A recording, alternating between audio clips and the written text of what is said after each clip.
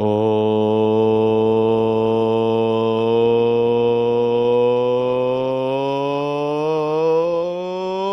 welcome into the Russ Joy Show. I'm Russ Joy. You figured that out because you're smart. You're so smart. You are. Don't let anybody tell you anything different. You know what? Here, let's interrupt the normal way that we do the start of the show. You are so smart. All right, because you have the opportunity to choose just about any other show this side of the Mississippi, and you chose to be here. Now, I don't know if that actually does make you smart. I might question your sanity. I might actually question my own sanity from time to time. But you chose to be here, and I appreciate you. If no one else tells you today, I appreciate you. If you woke up this morning and your spouse or your significant other didn't tell you that they appreciate you, if your best friend didn't send you a meme in the middle of the day and tell you that they appreciate you, if you had a friend at work who didn't tell you they appreciate you, if your boss didn't tell you that they appreciate you today, let me let you know. I appreciate you.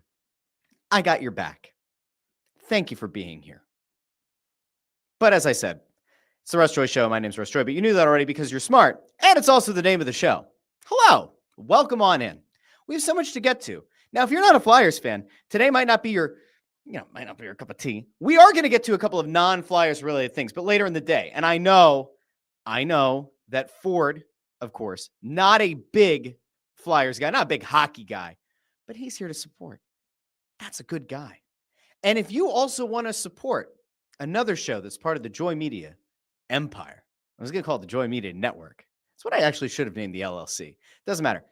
If you want to support all the shows that are going out on the we'll call it the Joy Media Network, whatever the hell we're going to call it, I still don't know, then I would encourage you to get your keister to the Chickies and Pete's in Malvern today, because, of course, at 6 o'clock, we're going to be going live with a radio show, Snow the Goalie Radio, 6 o'clock, Wednesday night at the Chickies and Pete's in Malvern, Pennsylvania.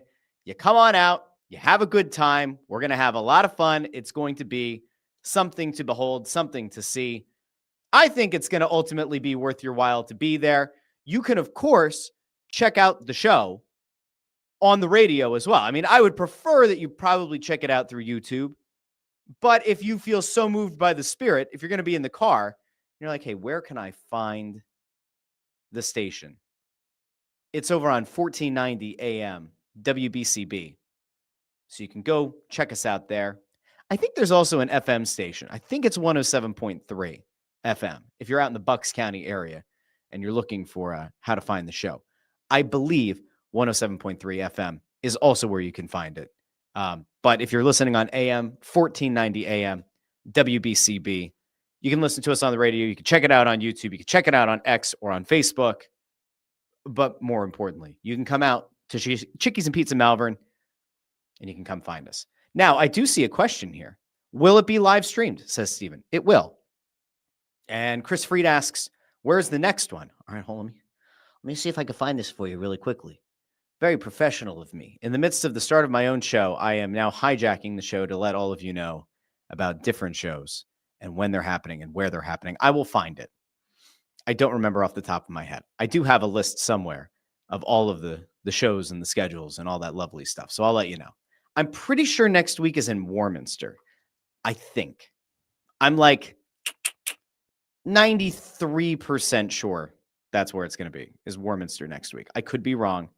I will try to find out. And then I'll get back to all of you and I'll let you know. And then you can, oh no, wait, I might actually have it. No, I don't. I lied. I have a list of it some here. It doesn't matter. I've now derailed the start of my show by promoting the Chickies and Pete's of it all. I have it here. Here we go. I stalled for long enough. I found the list. We can all rejoice and be glad. I just need the document to open up.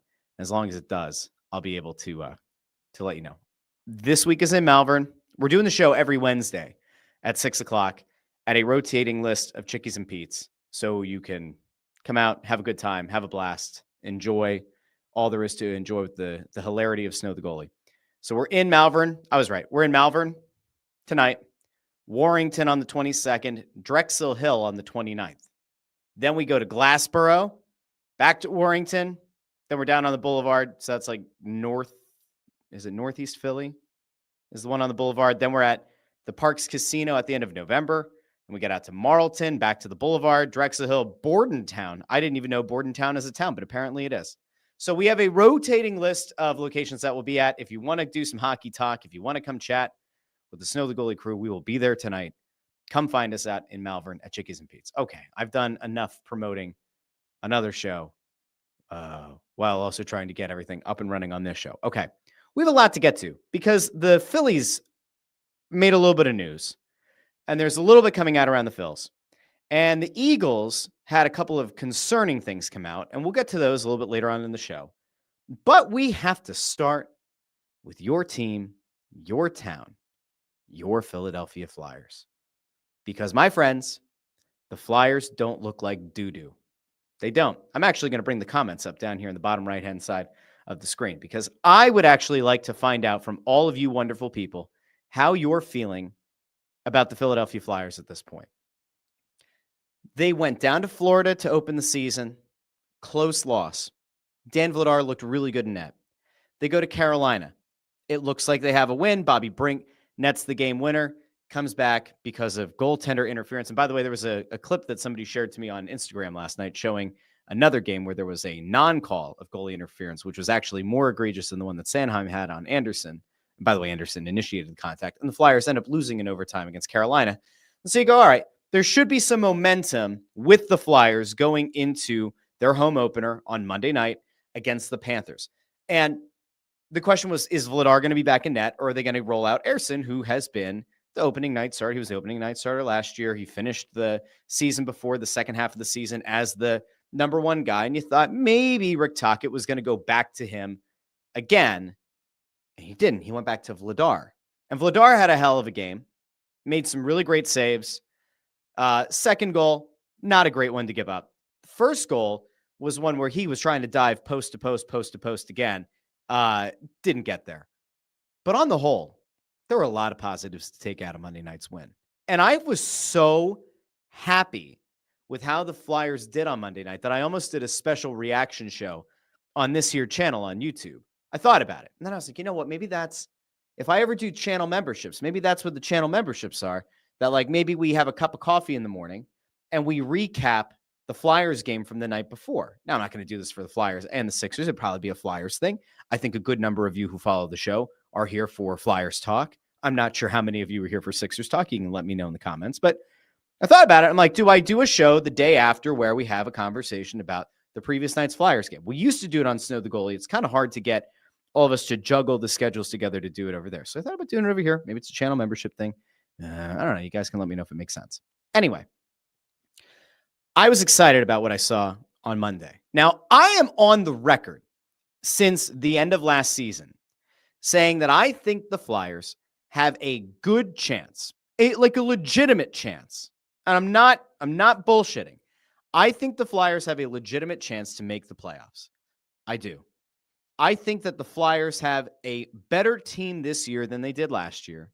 And that as long as the goaltending doesn't totally go off the rails, which is possible, but if the goaltending doesn't go fully off the rails, I think that there is a legitimate path to this team being a playoff team. And you got to see it on full display on Monday night. Now, listen, we do have to be fair. Florida has injury concerns. Florida also did not have Sergei Bobrovsky in net. So you can have a couple of caveats. You didn't take on a fully locked and loaded Panthers team, getting ready for what they're going to hope is going to be a quest to a back-to-back-to-back Stanley Cup victory. I will allow that. But this is still a very damn good Panthers team. And if we're being fair, which we do on this show, the Panthers, even with their injury concerns, are probably still a top 3 team in the Eastern Conference. When fully healthy, they're the best team in the Eastern Conference. With injuries, still probably top 3. You want to make a case top 4? That's fine. You do you, honey boo-boo. But the Flyers didn't look like they were out of place. They didn't look largely outclassed on Monday night. And maybe the most important thing to come out of Monday was the rebound, the bounce back play of the captain, number 14 in your program, number 1, once again, in some of your hearts, Sean Couturier. Now, I've been very clear about Sean Couturier. He came on Snow the Goalie last year in the midst of a very tough time that he was having with Torts. He came on the show.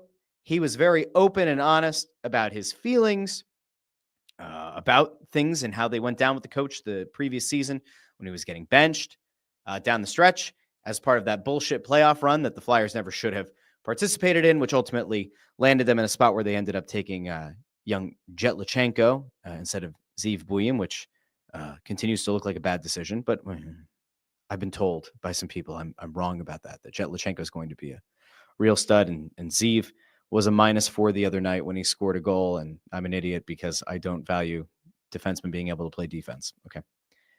If we just set that aside for a second, I'm not jaded. I'm not upset. We'll just put that off to the side. If the Flyers hadn't done that bullshit playoff run, they probably would have been in position to get a player that could have maybe helped the team this year. I don't think Jetlachenko's that guy, but we'll see. Maybe he'll develop here. They'll hold him back from going down to Guelph, and he will be up here the entire season, and he'll be in and out of the lineup and practicing with teammates and practicing under this coaching staff, and they'll feel like that's better for his development than sending him back to junior for a shitty junior team. Maybe. I don't know. But Couturier was benched in large part, in mi opinion. He was benched because Tortorella wanted to galvanize the locker room. I don't think Tortorella was thrilled with Couturier's performance in the second half of the season 2 seasons ago. Never mind the fact he was coming off of multiple back surgeries, and that's going to take a while to get your health back and to kind of get your body right. I don't think Torts was thrilled with the second half of the season play out of Couturier. Never mind the fact that he also rode Couturier into the ground the first half of that season. We set all of that aside. Flyers go on this nonsensical playoff push that ultimately resulted in Couturier's benching. I would say Couturier's sheer embarrassment, right? It felt like it was almost a game being played by John Tortorella, who had named him captain. There was always conflicting information about whether Torts actually wanted to name Couturier captain. If it was a front office-led decision, the front office will tell you that it was all Torts. I don't really care. I don't think it matters. Maybe it does to you. Regardless, Couturier was in a very bad spot with the coach 2 years ago. Last season, very clearly carried over. And fans really did turn against Couturier a lot last year. Now, if we're being fair, which again, we do on this show, a lot of Flyers fans were ready to give up on Sean Couturier 2 seasons ago. Now, the first half of the season, he looked good. The second half of the season, coming off of 2 back surgeries, run into the ground, he was significantly slower and did not react well in the second half of the season. Last year, he was okay. And there were times that it looked like he was skating in quicksand. And a lot of fans turned against Sean Couturier, which I thought was largely unfair. And then you fast forward to Monday. New head coach, a head coach that has been largely applauded by his team as being somebody who's open, who's honest, who has a better line of communication between the coaching staff and the players. And Sean Couturier, who was outspoken last year, especially after Torts was dismissed, and Sean Couturier, who has certainly been outspoken through the offseason and preseason and going into the season, whenever asked about last year. Couturier had a turn back the clock game on Monday night. 4 points, 2 goals, 2 assists. And in a midst of a time where fans were kind of piling on Matvei Michkov and him looking slow in the first 2 games of the season and not getting a shift in the overtime against Carolina, and then that leading to Tocchet saying there was an ankle injury in the offseason, yada, yada, yada. With all eyes pretty squarely locked on Matvei Michkov, Couturier goes and takes all of the pressure off of Michkov and has himself a hell of a game. And Couturier was the steady force on the ice for the Flyers on Monday night, including a goal that came off of an absolutely ridiculous pass from behind the net by Trevor Zegras, a guy who started the season at center and then on Monday night was playing on the wing. And Rick Tocchet addressed it today, saying that Dvorak and Zegras can both play wing. They can both play center. And that Tocchet is really just concerned with getting the puck onto Trevor Zegras' stick as much as possible, whether that's at center, if it's at wing. We can come back to that in a bit. But Zegras, who has kind of been maligned as being a skill guy, a flashy guy, but maybe not a hockey player. He held 2 guys off the puck and whipped around a quasi no-look pass across the face of goal through 2 additional defenders to the stick of Sean Couturier, who buried it. Now, Have I been thrilled with all of the line combos to this point? Not necessarily. Not 100%. Do I think that there's a method to the madness? I do. Am I willing to give a new head coach some leeway and a little bit of rope and just a little bit of, I'll say the man has some gravitas, so I will give him a period of grace here, a little grace period to figure out the lines. Monday night, he pushed all the right buttons. Things worked really well. Zegras looked good. Couturier looked really good. The Forster-Cates Brink line looked fantastic again. Could you have a conversation about whether Jetlachenko is impressing right now? He's not. As a fourth-line center, he's not going to impress you. If you're really trying to figure out a way to get the most out of Jetlachenko in the 9-game sample that you can get from him at the beginning of the year, unless you're going to keep him the whole year, probably can't be the fourth-line center. You would think that Lachenko maybe has to be the 3C. Then you're talking about having to jostle things because you don't want to break up the Brink and Cates line. You don't want to do that. That could be catastrophic. The Forster-Cates Brink line. You're not going to break that one up. You don't necessarily want to move Zegras off of center to the wing, although they did it on Monday. I can't imagine they want to take their free agent signing in Dvorak and play him at 4C, nor do I see them saying, yes, let's take Jetlachenko from 4C to 2C and push Zegras out to the wing. So I don't exactly know where Lachenko's supposed to find his game. You're not going to be impressed with him. I wasn't particularly impressed with him as a fourth-line center on Monday. The guy that I continue to be really, really impressed by every single game, and it's really only been the last two because he didn't factor into the lineup in the season opener, is Nikita Grabenkin. Nikita Grabenkin has become one of my favorite Flyers to watch, and it is because of a relentless motor and a true selflessness. Grabenkin is not looking to make the flashy play. Grabenkin is not looking to get his me stats. Grabenkin is very clearly trying to win battles along the boards, keep the play alive, keep the puck in the offensive zone, and give his team opportunities to put pucks on net. That's the kind of guy this team desperately needed. And when you look at the return for Scott Laughton, there was a question last year. Is Grabenkin ever really going to be an NHLer? Well, he had a very impressive preseason.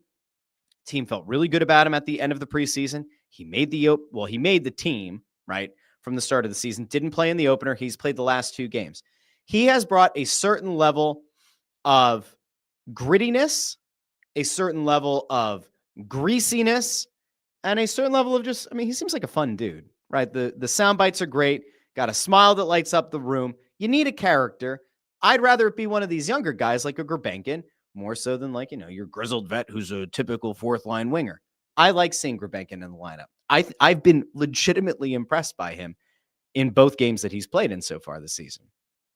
Now we can go back to Dan Vladar has looked every bit of what you hoped he would be. Now, when the Flyers signed him, obviously the thought was he's going to be the backup to Sam Ersson. He's going to be a steady hand. But one of the things that actually came up to Rick Tocchet over the last few days is this notion that Vladar, when he was playing in Calgary, ended up playing against some of the tougher opponents as Calgary looked to shield their younger netminder. They put Vladar out against tougher competition, and down the stretch for the Flames, Vladar came up pretty big. I'm not yet ready to say that the starting gig should 100% go to Dan Vladar. It's 2 games. Ersson has had 1. But we do know that Ersson is probably better suited as a backup. We don't know for certain that Dan Vladar can't be a starter. Now, I'm certainly not going to try to pitch you on the idea that Dan Vladar is a top 20, top 15, top 10 goalie in this league. That's insane. But if Vladar continues to go out and give you performances where he's got above a 900 save percentage, that is something that Sam Ersson just simply put cannot and has not done to this point in his career. So if over the course of the next week or two, Dan Vladar continues to get the bulk of the starts or get 2 out of every 3 starts, and he's able to continue putting up the 933 save percentage he has right now, he's only allowing 2.02 goals per game. If he continues to give you those kinds of numbers, you really do have to have a consideration that maybe Vladar is the guy that you ride here for a while. And it's not necessarily a bad thing. There will be teams. If if it were to ever come to this, we know that Sam Emerson is a restricted free agent at the end of the year. To me, if Vladar is the better goalie and Emerson can be a backup and perform admirably as a backup, it doesn't help his free agent value a ton, but it probably helps it more than Sam Emerson being the every night starter, getting blown up, you losing games, missing the playoffs, but not missing it enough where you have a legitimate shot at Gavin McKenna, and you just kind of feel like you're smashing your head against a brick wall. I would almost be intrigued by the possibility that a solid enough Sam Emerson season could get the Flyers an asset next offseason and get the exclusive negotiating rights to Sam Emerson. I would like to imagine that that's on the table. And then they say, hey, there's another year of this Vladar contract. Vladar can be the steady force going into the 26-27 season. And maybe his backup is an Alexei Kolosov. I can't imagine that his backup would be a Carson Bjarnason, but we'll see this year how that goes. I cannot imagine that they would bring over Zavragin to be the backup in 26-27. But man, it would be nice to just have somebody who can hold down the fort.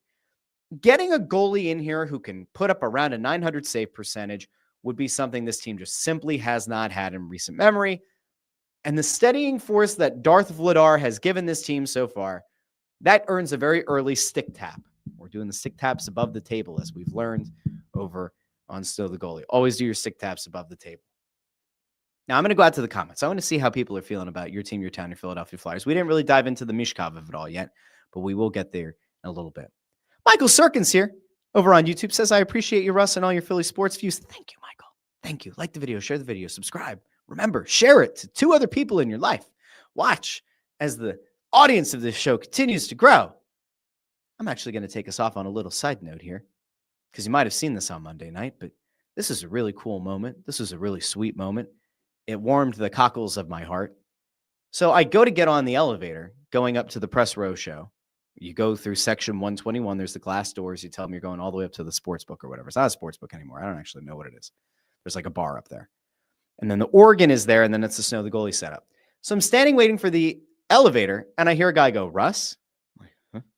And I see this guy, nice guy, with an older lady that I assumed was his mom, and then a little boy, probably about the age of one of my kids. I forget how old he is. I think he might be 10. I'm pretty sure he's 10. And so I see this kid. I see the dad. I see the grandma. Lovely family.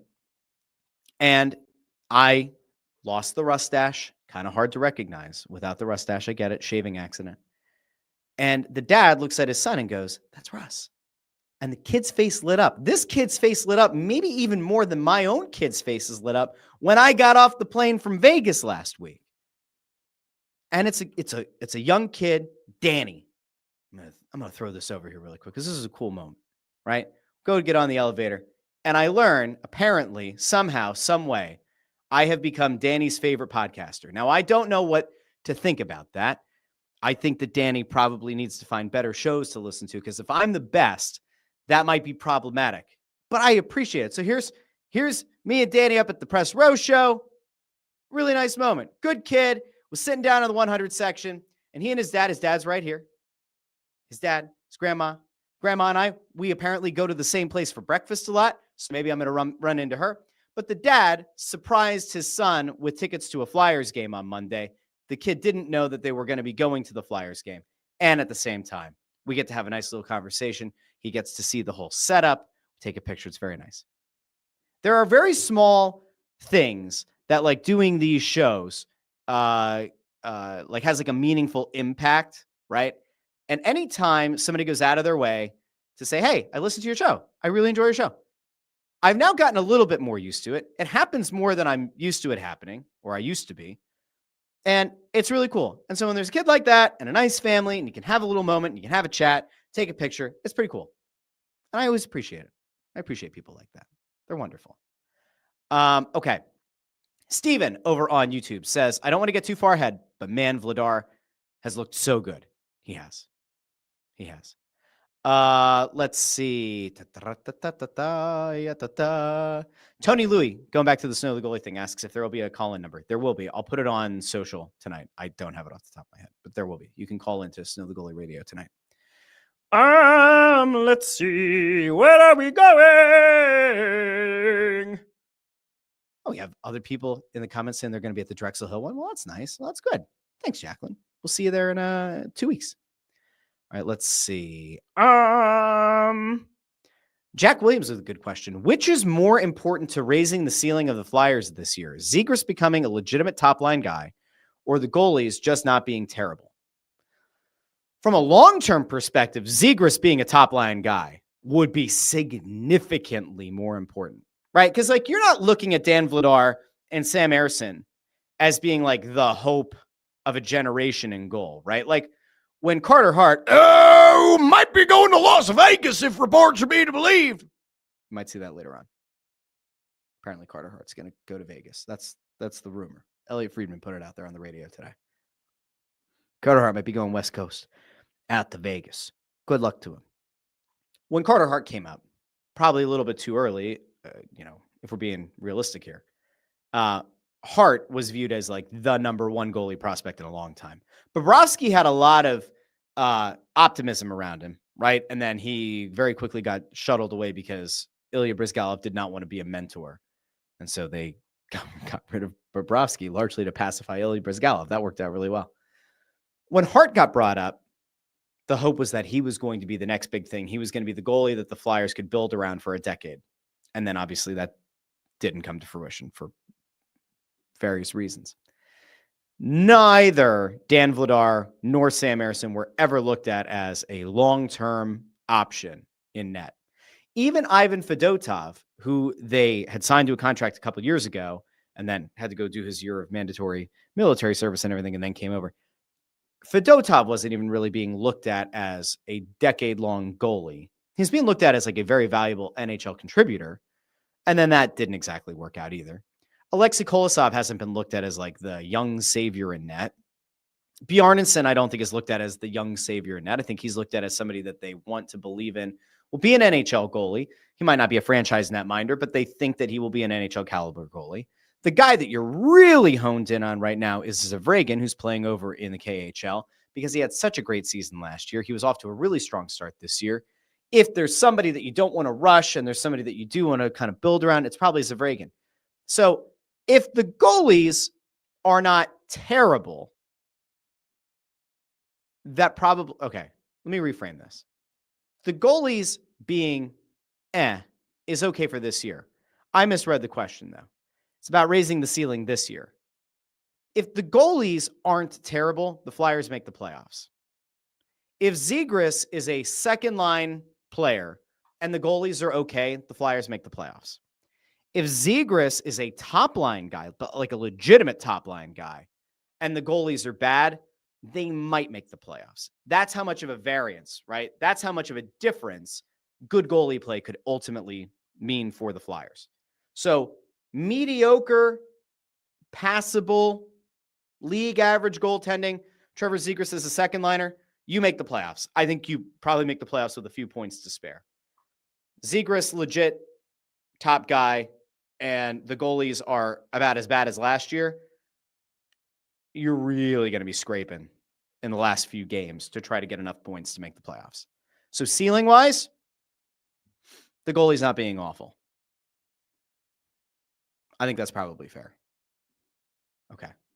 That took me a little bit to kind of get back around to. Fanny Pack asks, why do they keep sending Andre down? So it's a question that I keep asking as well.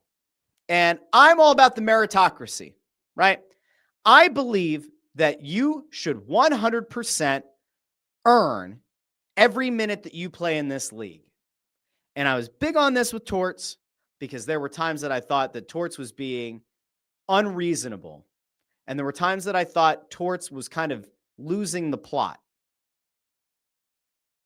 I'm not saying Tockett's there yet, but I have a legitimate question because this came out earlier today. Jackie Spiegel reported it about an hour before we went live, maybe a little bit less than an hour before we went live.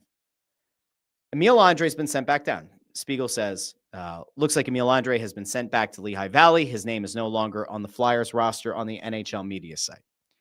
So, to answer Fanny Pack's question, why does Andre keep being sent down? I don't know. I have no idea. I have some theories, but they're all theories that piss me off. So, follow me. There typically are two lines of thinking if you assess hockey, if you analyze hockey. There's the old school mentality. There's the new school mentality. There's the eye test. There's analytics, right? You kind of have to be able to have a hybrid of the two, I think, to assess this game and analyze this game fairly.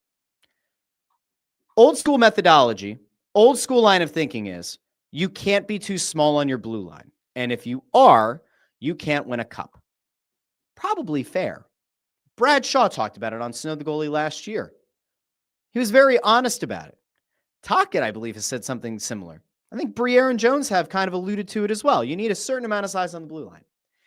If the Flyers were a Stanley Cup contender, I'd totally agree with that line of thinking. I'd probably say, you know what? Emil Andre is too small.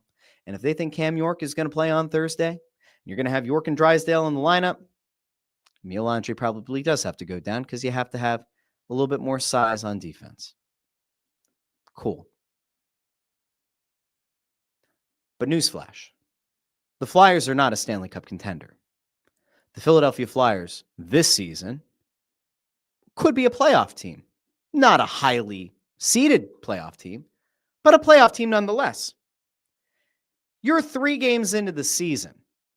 Emil Andre is coming off a game against the 2-time defending Stanley Cup champion Florida Panthers, where he was arguably one of your best defensemen on the ice and was legitimately a guy who was able to kind of connect zones, maintain possession, and give you exactly what you need as a puck-moving defenseman. Andre checked all the boxes on Monday night, and you won. And now he's going down. Now, the line of thinking is probably, well, York is going to be back in the lineup, and they also don't want to have to put Zamula on waivers because God forbid Zamula gets claimed. Zamula. I'd like to have more Zamula in my bank account. I don't need him playing defense for the Philadelphia Flyers. On Monday, we broke down the comments that his agent put out, right? He's been put in box to this point. He is a good power play player. Yeah, okay, cool. Sure. He's a good power play player, on a beer league team, maybe on an AHL team, certainly not on an NHL team. He has not been given the opportunity. He's been given a lot of opportunities. He's not a good player, and that's okay. Agents have to stand up for the player, but he's not a particularly good player. Okay. So the Flyers keep Zamula up. They don't want to put him on waivers. Emil Andre goes down. It's not a cup contender. You're not fighting for the final points to try to lock in a playoff spot in a season where you should be competing for a playoff spot. There's no reason to send Emil Andre down. None. He played so well on Monday, I would make the argument he should be in the lineup on Thursday. I'm not entirely sure what the line of thinking is. I think it's absurd. I think it's insane. And honestly, it is like one of those things that if Tortorella were still the coach, however many years in, I'd be going after Torts for. I'm not going to go after Tocchet for it 3 games into the season, about to play the 4th on Thursday. But I am going to openly question the line of thinking. Why, after playing so well, is Emil Andre going down? Now, I know that there's this line of thinking. Well, Emil Andre, he might not be a top 6 defenseman on this team night in and night out. You don't want to have him be the 7th defenseman. You'd rather send him down to Lehigh Valley and let him play every night and play in meaningful minutes and meaningful roles. No, I would actually like to see Emil Andre at this level because I think he has done enough to deserve a spot. Ginning has been given the opportunity to earn a spot, and I would make the argument he's played pretty darn well. So good for him. But, do I need to see a Juleson? Do I need to see a Gilbert? No, I don't. I really do. Do I need to see Zamula every night? No, I don't. Emil Andre should not have been sent down. It feels like that's going to be the thing that people are going to get the most pissed off about. That's honestly what it feels like. JH over on YouTube says, I want off Mr. Zamula's wild ride. Send the bad man away.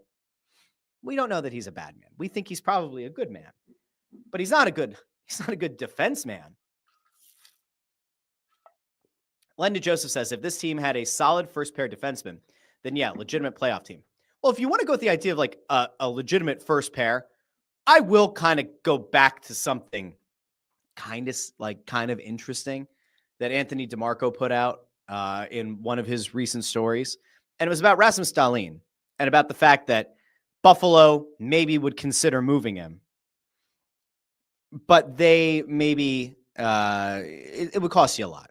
To get Dahlin, it would cost A lot. It's not a simple 1-for-1 kind of thing. So DeMarco put out a poll on Twitter, said completely spitballing and having some fun. But if you're the Flyers, would you trade Lutsenko, Tippett, Bonk, and a 2027 first rounder for Rasmus Dahlin?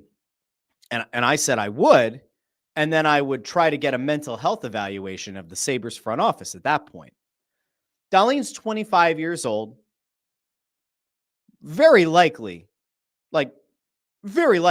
will be a top pair defenseman for the better part of a decade and would certainly bring a lot of stability to this blue line.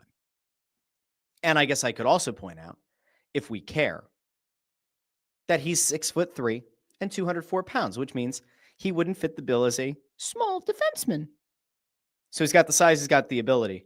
He would tremendously help. So again, Lutsenko, who I'm not high on, Tippett, who I'm not high on, Bonk, who I have no idea about, and then a 2027 first rounder, which means the not Gavin McKenna draft. Yeah, I would make that deal. I'd make that deal almost immediately. Without a doubt. Would the Sabres make that trade? Probably not. I would assume they would want back a Travis Konechny.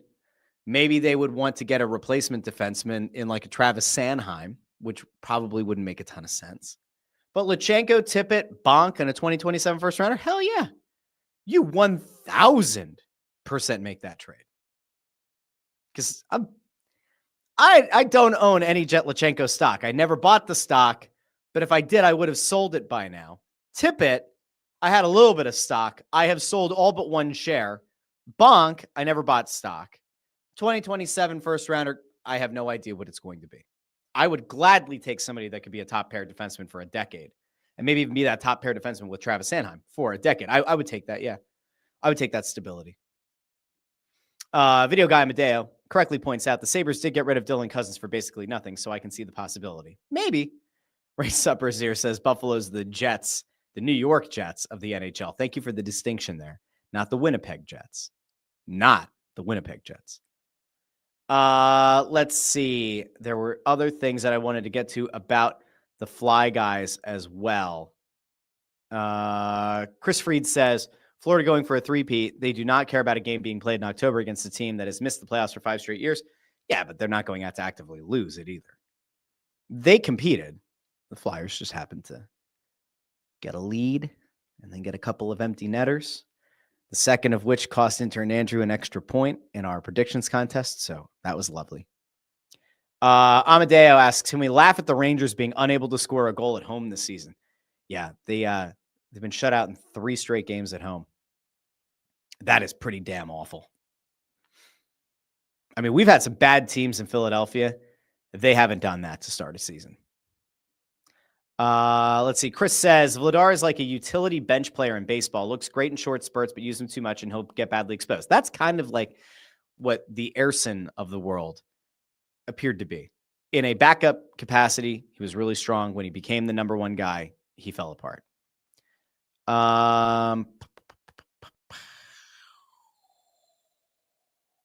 Chris says, I call this the Ryan Ellis syndrome for Russ. He did the same thing with Ellis. I don't know who this is in reference to. Jake Rogers over on YouTube. Hello, Jake. Like the video, show the video, subscribe. Says, I like Ginning so far. Thought he played with a nice pace. He did. Remember last year, too. Ginning played well in moments where he actually had the opportunity at the NHL level. And then people were like, well, he's actually an AHL defenseman. He's just getting lucky. I think he's actually okay. Jay Grubby's here with a good afternoon to Russell and the Russettes. Hello, Jay. Thank you for being here. David Castleman. It's your birthday. Hello, David. It's your birthday. Happy birthday, David Castleman. How old are you today? 26. I bet 26, David Castleman. 26? Good for you. Zach O is here with an oh yes and a happy Wednesday. Hello. Hello. All right, let's see. Is there anything else that I needed to get to on the Flyers of it all? I think we're okay. Let's see. Lawrence Fine says, let Vladar and Erson battle it out till there's a clear-cut winner. For all we know, neither one are going to stink it up. We'll find out. Nick Johnson says $46.7 million in cap space next season. Notable free agents: Zegras, Drysdale, Brink, Grabenkin, Erson, and the cap is only going up. They'll have all the guys back that they want to have back next year. That is pretty much a guarantee. Pretty much a guarantee. Ford says, give me my my birthday was in August. Give me Joe Biden. Happy birthday, Ford. Can I do a Biden? Can I do a Biden right now? Okay, hold on. I don't have sunglasses. It's easier to do a Biden when you have sunglasses. Hey, Ford, I'm not joking. Happy birthday. Heard it was your birthday. You had a birthday. It was the day of your birth. There was a birth. I was born. I was born before it too. I was born now World War II. World War II. There was Hitler. There's Stalin. A lot of bad guys. Trump's a bad guy. He's a bad guy. And I'm not a sucker and a loser. You're a sucker and a loser, Ford. Happy birthday. Happy birthday, Ford. Sucker and a loser. All right. Let's move on. Off of the Flyers and back to other sports. There is a very strong discourse right now about how bad things have gotten and how predictable things have gotten with the Philadelphia Eagles. Now, I'm not going to show you the full clip, but I will tell you that beyond a shadow of a doubt, if I were going to trust somebody on a video breakdown, it'd be Brian Baldinger. And Brian Baldinger did a nice breakdown. And it was really, really concerning. So Baldy goes over to Twitter yesterday, and he puts out 3 third down calls that the Eagles made, 3 third down play calls that the Eagles made. And I'm going to just try really quickly. I'm actually going to pan through this instead of playing it for reasons when it comes to video takedowns over on the YouTube. But what you would see if you watch through the whole thing is that there are mirror concepts of 2 go routes and 2 5-yard curls that are run by receivers. And the formation is the same. The pre-snap motion with Dallas Goedert is the same. The plays are effectively the same each and every time. Now, these are 3 third down calls at different points in the game. But Baldy broke down. He said, not only is it predictable, that's not even doing the word predictable justice. So if you thought to yourself, Kevin Patullo's offense does look really predictable, and it does look very repetitive, and it seems shocking that the playmakers on this team can't get open. You then get Baldy going and doing a breakdown of 3 third down calls at different distances. I think it was a 3rd and 3, a 3rd and 8, and a 3rd and 6. They're running the same formation, and they're running the same play on 3 third down calls in the same game against the same opponent. Now, who does that fall on? Is that a Nick Sirianni problem? Is that a Kevin Patullo problem? Did Jalen Hurts by chance audible into all 3 of those calls? I have to imagine it's not the 3rd. I would imagine that it came down to the play calling. Why the hell would you call the same play, or essentially the same play 3 times on 3 third downs? Why would you do that? Now, Peter Tom Willis chimes in here over on X. Says Baldy says Hurts is the main culprit. He says it's Hurts' offense. If Jalen Hurts is responsible for that same play call 3 times on 3 third downs in the same game, then we need to have a conversation about Jalen Hurts' decision-making as a play caller. But I don't tend to think that Hurts is calling the plays at the line of scrimmage. I don't get the feeling that he's been given full autonomy to call the game himself. I still think it comes down to Kevin Patullo. And if that's the case, that is problematic. I heard that there was also another breakdown somewhere of rushing plays, and that the motion that Saquon was going in was essentially the same on 4 or 5 plays in the same game against the Giants. That is a deeply concerning trend. We're going to come back to it, though, because I will tell you that it is really, really worrisome that no matter which station you turn on, if it's WIP, if it's a Fanatic, it feels like there is a giant pile-on happening on Jalen Hurts. And now I am a Jalen Hurts believer, and I will always look at a player for how they perform in the biggest moments. And as I've said many times on this show, Jalen Hurts has outperformed Patrick Mahomes in 2 Super Bowls. He's won one of them. He's lost one of them. I will also point to the fact Landon Dickerson has not been healthy this entire season, right? Injuries on the offensive line have been killers for this team. The Dickerson injury, I think, is probably the biggest issue so far. I also don't think the Eagles did a very good job of replacing Mekhi Becton, who didn't get a lot of money to go play out west. Could that ultimately be a big mistake by Howie Roseman? It could be. Did they think that they had a guy internally who could fill that Mekhi Becton role? Apparently.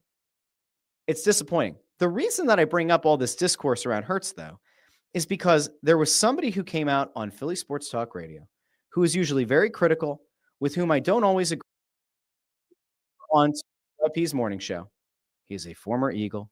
He's a guy that used to watch on pre and post game live over on NBC Sports Philly. Seth Joyner has become the voice of reason when it comes to the Eagles. Now, we're not going to play this whole thing, but I want you to hear what Seth Joyner had to say about the discourse around Jalen Hurts. You know, the reigning Super Bowl MVP. This situation more than everything, more than anything, is this presents the opportunity for the "I told you so"s, and I. Oh God, but both ways. I'm glad I just caught my. I was rightus. I hate it because for the times where the guy thrives and he has successes, okay, we want to lose vision of that. I agree with that. I do think that oftentimes when Hurts finds success, whether it's in the Super Bowl, whether it's in the regular season last year, that credit typically gets given to the skill players, or we hear what a great offensive line it is. And it really does diminish Hurts as a quarterback. It reduces his importance to the offense. I don't think that part's fair. But when he goes through a period of, difficulty, we want to pile on. Now, there's 7 games. They got 11 games left in the regular season. We don't know what that's going to look like. He could flip the switch at any moment. Anything could flip at any moment. Am I concerned? Yes, I am. Okay? And let me be honest with you. I expect them to turn it around, though. Even if they don't, I am a proud former Philadelphia Eagle because guess what? We just won the damn Super Bowl. So I'm going to go. That's another important point. Now, I understand the people who say, hey, you won the Super Bowl last year. That's awesome, but we need you to find that same success this year. And they're not willing to kind of move off it, right? There are Eagles fans who say, hey, the Super Bowl is great. We got to celebrate it. We got to do the parade. It was great. Awesome. But that doesn't give you permission to then stink up the joint the next year. I understand that mentality. I don't necessarily think it's the right mentality to have right now, but I understand why people have it. All right, let's keep going. Go back again. Let's learn how to be a little more damn grateful for the good things that we have after looking at what the Flyers are going through. Yep. Let's look at what, the Phillies have just gone through, the misery that those teams have put us through, what the Sixers, have put us through. But the team that's given us some joy, we can't be grateful enough to enjoy it, knowing that most teams, when they come off of a Super Bowl, they're going to struggle anyway because they're going to lose some key pieces. True. If they go through some injuries, which the Eagles did not go through at all last year. Correct. If your quarterback struggles, every darn quarterback struggles. I don't care who it is. The health of the team last year is the thing that we all kind of quietly knew was the case, but nobody wanted to say out loud for fear of jinxing it. But the offensive line was healthy last year. When you have a healthy offensive line that is working cohesively together, where that runs on autopilot and the quarterback knows what to expect timing-wise, when you have that, that changes things a lot. That takes a lot of worry out of the back of the mind of the quarterback. Right now, at any given time, he's got 3 of his starters from a season ago on that line. Protection's breaking down. They're missing blitz pickups. There's just broken, they're just broken moments in the line where you're getting rushers coming through that in the past would have been picked up either by a back, by a tight end, or it's just a flat out one-on-one loss at the line. And that throws off your timing, throws off your rhythm. It gets your quarterback looking to check the line and maybe lose sight of being downfield where your playmakers and Devontae Smith and A.J. Brown live. And oh, by the way, if the offensive coordinator's calling the same set, the same play 3 times on a third down in the same game, that also doesn't help. All right, we're going to finish this up. All struggle. Patrick Mahomes, over the first 5 weeks, struggled. He looked good last night. But the first 5 games, he looked like an average freaking quarterback. That's true. But we want to beat our quarterback up. Am I concerned about him? Yes. The reason that there's so much negative discourse around Jalen Hurts, flat out, call it what it is, Radio needs ratings. Radio needs the Nielsen ratings. Controversy creates cash. The Eric Bischoff principle. Controversy creates cash. These stations, and like in fair, like if we are telling the truth, could I change how this channel runs and this show runs and become a legitimate hot take artist that doesn't believe any of the shit that I say so that I could get bigger social followings on TikTok and Instagram faster and turn this channel into something that's 3 or 4 times the size of what it is now easily? I could do that. I could maybe even argue I should do that, but I'm not going to do it because the people who tune into this show expect a certain level of analysis, some irreverence, and ultimately my fair and honest opinion on where each team in Philadelphia stands. The radio station people, I'm not convinced, believe what they say. I'm actually convinced that a good number of them don't really believe what they're saying at all. I think that there's a modicum of truth to some of the stances they take, but they are very acutely aware of what they're doing.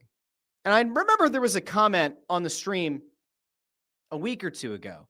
Somebody saying that John Marks, when he landed on the Fanatic doing the midday show, that he alluded to the fact that at WIP they were kind of told, you know, you're almost playing this like heel character. You know, in order to kind of drum up calls and interest on social, you have to play a certain role.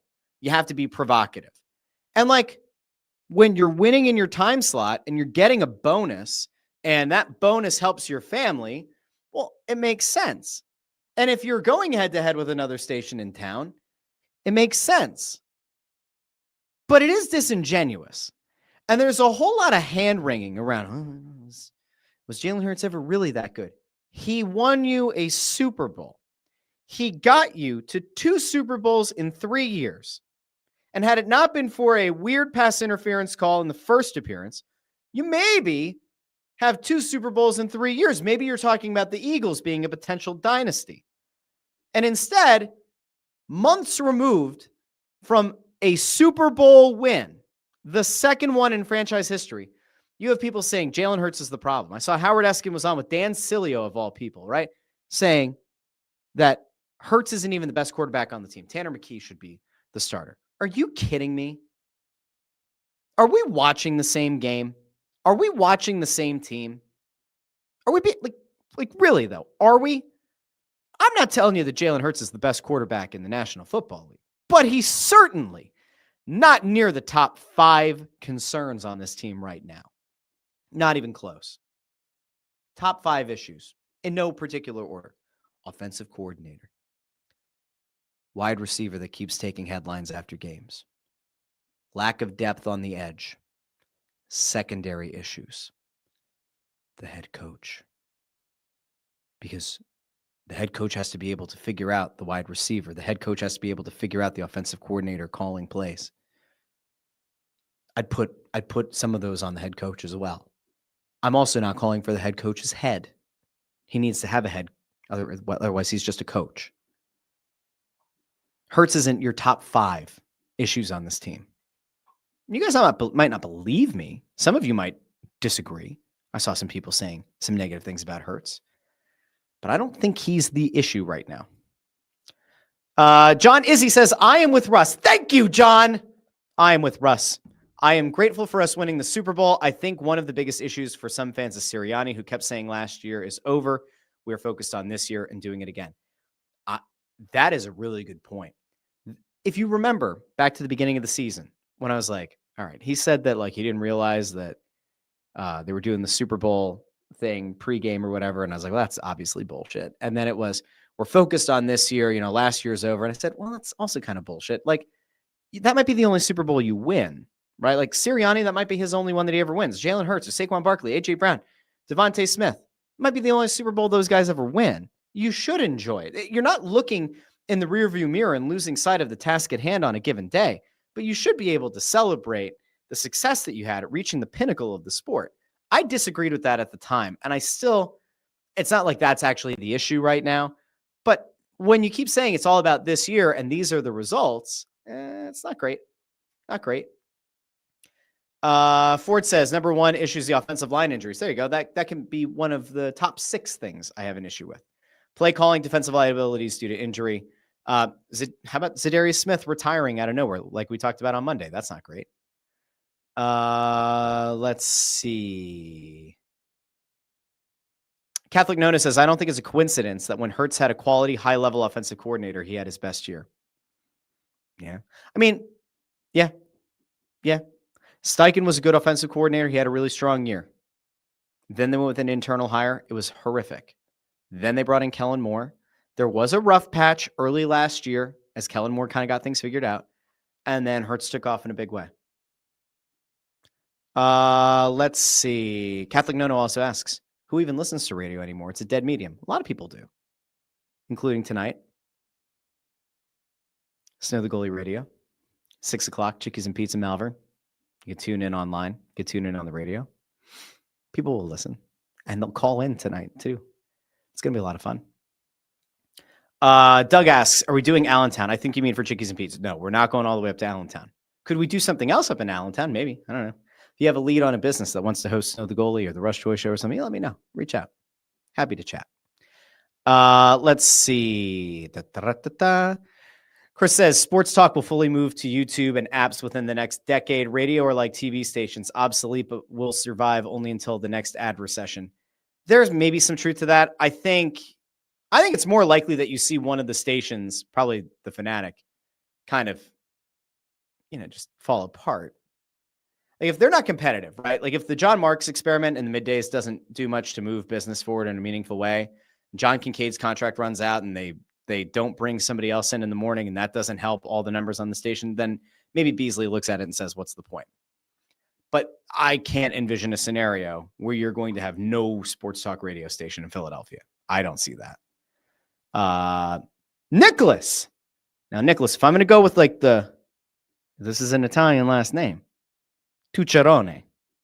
That is correct. Tucciarone. Now, if you say, you better not say Tucciarone. If you say like Tucciarone or something, ooh. But Nicholas Tucciarone, hey, how you doing? Says only concern with Hurts is time to release, but there's more than one factor to influence that, including receivers getting open. Hey, look at this. Nicholas Tucciarone. Hey, how you doing? Nicholas, good man. Like the video, share the video, subscribe. Ford also says, Paisan.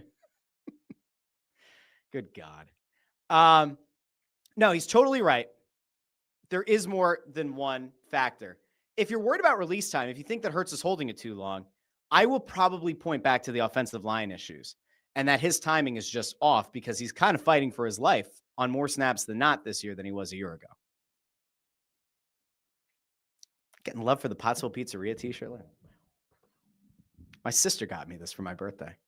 I love Pottsville Pizzeria.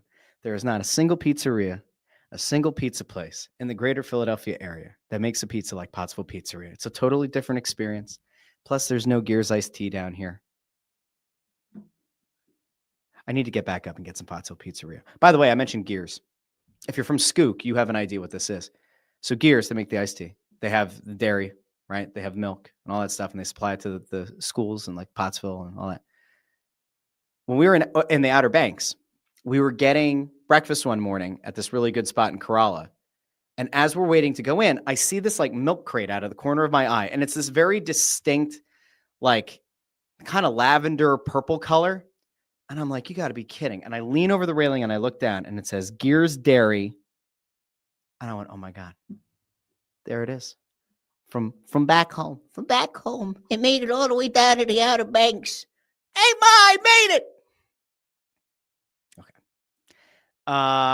Ray Supper here with another good point. Another factor is every team the Eagles play have the game circled when the schedule came out. Every opponent is playing against the reigning Super Bowl champion. That is also true. You can't sneak up on somebody when you're the reigning defending Super Bowl champion. That actually kind of also played out, right? For the Flyers beating the Panthers. You're playing the 2-time defending Stanley Cup champion. They probably are looking down on you. They also have injury issues, but like the Flyers are going to kind of have that game circled, right? Chance to take on the team that won it all a year before. How do you stack up against them? All right. Brandon Vidal. We got Skooks in the chat today. Says doing it Mart's Hall. That would be pretty funny. If I were a wildly famous, successful person, I would absolutely do a show at Mart's Hall. I would. It'd be a lot of fun. Mart's Hall is huge. You should look it up. If you don't know what Mart's Hall is, it is the Mecca for basketball. So you gotta look at it. Look it up. Our last thing I want to get to has nothing to do with Philly sports. It's a very quick thing. Sometimes we do media notes on this show. The worst kept secret in sports media for about a month or so is that Ryen Russillo was leaving The Ringer. The Ringer! Bill Simmons' venture. Now, Bill Simmons and Ryen Russillo did some great podcasting together for the last few years. Great podcasting, especially on Sundays around the NBA. Ryen Russillo and Bill Simmons were running an incredible give and go. Fantastic. Russillo's contract runs out this year. Actually, it runs out, I believe, this month. And so for months, the question has been, will Ryen Russillo be back at The Ringer doing what he's been doing for Bill Simmons? Or could he have eyes to go elsewhere? Now, he had a very not great end at ESPN. You can look that up. And to some extent, Bill Simmons kind of saved him, kept him on an island of relevancy, and brought him into The Ringer. And Russillo got back on his feet in a very big way, built up his listenership, built up his audience. And he's been a valuable contributor to Bill Simmons' podcast and to The Ringer as a whole. But it came out about a month ago that Russillo was going to be leaving The Ringer for Barstool. And then people went, whoa, Russillo to Barstool. What does this mean? What could this look like? Then a further report said, well, he's not actually going to like Barstool proper. He's creating his own media venture, and it's going to be backed by Dave Portnoy, who owns Barstool. Russillo has not been on Bill Simmons' podcast for, I think, over a month. There has been no mention of Ryen Russillo on Bill Simmons' show. Bill Simmons, who typically comments on media and things, has not uttered the name Ryen Russillo. Ryen Russillo had not mentioned Bill Simmons. The other day, Ryen Russillo puts out a tweet that says, last episode on Spotify is whatever day. And then I go, all right, he's clearly leaving. Well, then Ryen Russillo goes to Twitter yesterday, and he puts out a video that is absolutely wild. Ryen Russillo drops a little bombshell. Not a huge one, but a big enough bombshell that it even got me going, ooh, this is very interesting. This is very, very interesting. I'm actually going to throw over to what Ryen Russillo had to say, because he announced that he's got this new show coming, that it's going to essentially be the same show that he's been doing for The Ringer. But there's something very important to catch in here, that if you are up at all on listening to Ringer shows, you will know there's a very big poaching going on. Let's go over here real quick to Ryen Russillo making his announcement. Hey there. All right. So the new podcast starts November 3rd. We need you to subscribe to this new feed. None of that stuff is coming with me. So new feed, new YouTube page. So hopefully we can get the word out. The first episode, again, November 3rd. Cerruti's coming with me. Kyle's coming with me. Worked it out. All right. So he has to do a new feed, new podcast feed, new YouTube channel. Those aren't coming with him. But Cerruti is and Kyle is. We're going to get back to that in a second. With those guys, Dave and I talked for 5 minutes. I wanted a partnership at this stage of my career. He was like, no problem. So here we go. Off and running. We'll do some NBA stuff on the YouTube page next week. So again, it's going to basically be the same show and maybe even a discussion on tile work. The big news in there. So he has to do a new podcast feed. He has to do a new YouTube channel. He's not keeping any of the stuff that he's already established. And he's taking Cerruti and Kyle. If you are up at all on The Ringer and you listen to any of those podcasts, you will know that Kyle is Nephew Kyle, who is legitimately Bill Simmons' nephew. And now it might make a little bit of sense why Bill Simmons hasn't mentioned Ryen Russillo in a month. It may make sense why Ryen Russillo did not have Bill Simmons in the end of his show as a thank you for the time he spent at The Ringer. He legitimately is taking Bill Simmons' nephew with him to this new venture that's backed in part by Barstool. I mean, I saw a thing going around. It was a clip from Succession where Tom asks cousin Greg to kind of betray his family and roll with Tom and be Tom's like right-hand man. You know, like, you're going to have to turn your back on your family, but I'm going to take care of you. And then cousin Greg's like, okay. I saw that comparison. I'm like, this is perfect. So this maybe explains why it has not been a particularly friendly or warm, hey, great time, man, you know, bring it in. Questions I have. Zach Lowe cost a lot of money. Was the money that went to Zach Lowe part of why Bill Simmons and Ryen Russillo couldn't come to an agreement? I don't know. Did Ryen Russillo want a certain amount of ownership in the Ringer and Simmons wasn't willing to give it? I don't know.